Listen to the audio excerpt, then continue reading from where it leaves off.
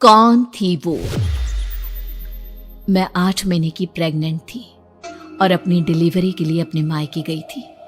माँ ने मुझे फोन पर बताया, घर के पीछे की तरफ जो खाली जमीन थी ना, वहां पर एक नया कमरा बनवा लिया है। इतने सालों के बाद जैसे ही अपने घर में कदम रखा, कुछ अलग सा लगा। माँ, ये घर के पीछे की तरफ नया कमरा बनवाने की क्या जरूरत थी?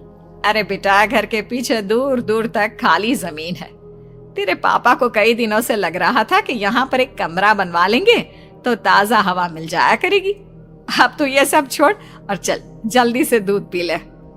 माँ, मैं थोड़ी देर में पी लूंगी, आप सो जाओ। मैंने दूध का गिलास उठाकर उस खिड़की में रख दिया। पता नहीं कब आंख लग गई। अचानक से खिड़की के पल्लों के खड़कने की तेज आवाज आई। दूध का गिलास धड़ाम से जमीन पर आ गिरा। जमीन पर गिरते ही दूध का रंग लाल हो चुका था। मैंने खिड़की से झांक कर बाहर देखा। चारों तरफ धूप अंधेरा था। उस अंधेरे की तरफ से कुछ आवाजें आ रही थी, जैसे छोटे बच्चे आपस में खिलखिलाकर मस्ती कर रहे हो।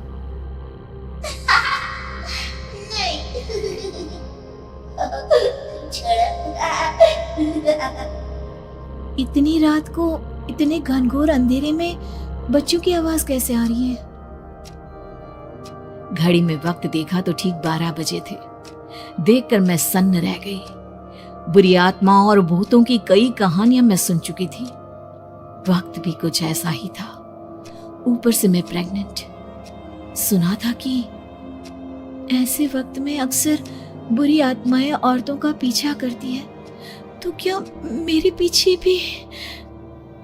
पसीने से तरबतर बड़ी मुश्किल से, जैसे कांपते हाथों से मैंने उस खिड़की को बंद किया। जल्दी से जल्दी उस कमरे से बाहर निकलकर माँ के पास जाने के बारे में सोचा, लेकिन जैसे ही दरवाजे की तरफ पलटी, लगा कोई साया हवा की स्पीड से दरवाजे के सामने से गुजर गया।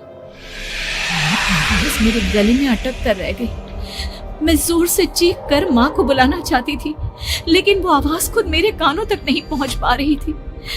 तो माँ तक कैसे पहुंचती? खिड़की के पल्ले एक बार फिर तेज हवा के झोंके से धड़ाम करके खुल गया और पूरी ताकत से मैं चीख पड़ी। जानती थी मेरी चीख की आवाज सुनकर कुछ ही सेकंड में माँ वहां पहुंच जाएगी, लेकिन ऐसा कुछ हुआ ही नहीं। मेरा कलेजा डर के मारे फटा जा रहा था। आखिर माँ ने मेरी आवाज क्यों नहीं सुनी? इतनी गहरी नींद में तो माँ कभी नहीं सोती। ठीक पीछे खुली हुई वो खिड़की। मुझ में इतनी ताकत नहीं बची थी कि मैं पलटकर उस तरफ देख भी सकूं। हवा का एक सनसनाता हुआ झोंका उसी वक्त मेरे कानों से आकर टकराया। लगा जैसे किसी ने दबी हुई आवाज में धीरे से मुझसे कहा, चली जाओ यहाँ से। मैंने दोनों हाथ अपने कानों पर रख लिए और एक बार फिर ताकत लगाकर जोर से चीखने की कोशिश की।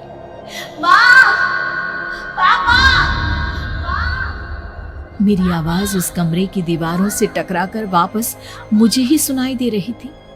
जितनी ताकत के साथ मैंने चीखने की कोशिश की थी, कुछ ही देर बाद उससे कहीं ज्यादा तेज और दर्दनाक चीख मुझे सुनाई देने लगी। ये आवाज ठीक मेरे पीछे खिड़की से आ रही थी। वो आवाज मेरे कानों में पिघलते हुए लोहे की तरह गिर रही थी। उन आवाजों में हैवानियत थी। वो आवाजें किसी इंसान की नहीं है, इतना मैं समझ चुकी थी। कांप रहे हाथों से मैंने अंधेरे में कुछ ढूंढने की कोशिश की। तभी अचानक मेरा हाथ बेड पर रखी टॉर्च पर पड़ा।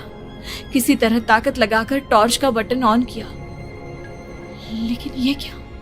सामने दरवाजे पर 3 छोटी लड़कियां खड़ी हुई थी। उनके हाथ में स्टील के चमचमाते हुए चाकू थे। मैं घबराकर लड़खड़ाई और पीछे की तरफ हटी, लेकिन तब तक वो मेरे पास आ चुकी थी। उनकी गर्दन टेढ़ी थी और उनके हाथों के वो चाकू मेरे पेट को निशाना बनाने को तैयार। मैं जोर से चीखी, नहीं, छोड़ दो मेरे बच्चे को, मत मारो, मत मारो, छोड़ दो मेरे बच्चे को। सोनाली, क्या हुआ बेटा? तू इतनी डरी हुई क्यों है? उठ बेटा, क्या हुआ? हड़बड़ाकर मैंने अपनी आंखें खोली। देखा तो दिन निकल आया था। माँ मुझे जगा रही थी। मेरा चेहरा पूरा पसीने से लथपथ था। क्या हुआ बेटा, तुमने कोई बुरा सपना देखा क्या? मैं अभी तक अपने पूरे होश में नहीं थी। वो मेरे बच्चे को मार देगी माँ। वो लड़की मेरे बच्चे को। मैंने घबराकर अपने पेट को छुआ। सब कुछ ठीक था। और वो दूध जो रात को यहाँ पर गिर गया था, उसका रंग लाल हो गया था। माँ ने हंसते हुए दूध का गिलास मुझे दिखाया। तुमने दूध पिया ही नहीं, पूरा का पूरा ऐसे ही रखा हुआ है। तुमसे कहा था ना सोनाली, सेहत के लिए लापरवाही ठीक नहीं बेटा। लेकिन मैंने तो सब कुछ अपनी खुली आंखों से देखा था। ये सपना कैसे हो सकता है?